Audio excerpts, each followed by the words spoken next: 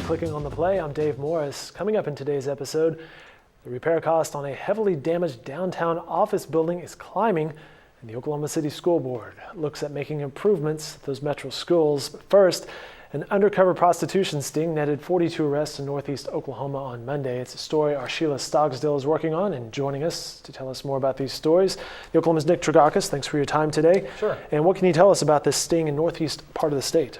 This was a 4-day sting orchestrated by the Bureau of Narcotics and Dangerous Drug Control over 4 counties involving local law enforcement out there. And what they're telling us is they made 42 arrests related to prostitution complaints. One of the people that was taken into custody was a 15-year-old girl that they say was a victim of human trafficking, and they've taken her to a shelter and hoping to turn her life around. And Sheila will get into some of these other stories of who these people that were arrested were. Okay, very interesting. Moving on, engineers are looking over an office building that was heavily damaged during the May 31st storm. Yeah, this is a 70-year-old downtown building called the 100 Building. It's at 100 North Walker. When the storms came through on the 31st, of course, there were really bad tornadoes out in El Reno and some that came through the metro. A big problem they faced downtown was just a torrential downpour that lasted several hours. You're right, downtown flooded pretty good that night. And this 100 building, the water rose to 8 or 9 feet in the basement, essentially flooded the entire basement. It had knocked out communications, had knocked out the elevators. And from May 31 to now, the building, they've still not been able to use it. So all the office workers there have been displaced.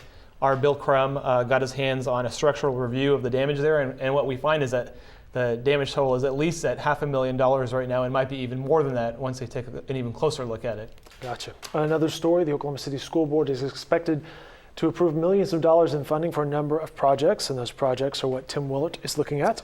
Yeah, it turns out there's about $5 million left over in Maps for Kids funds.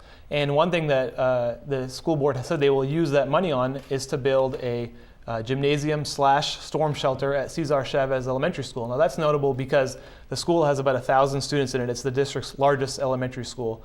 And also because in light of the May 20th storms down in Moore and South Oklahoma City, there's been a big push for these safe rooms incorporated into the schools.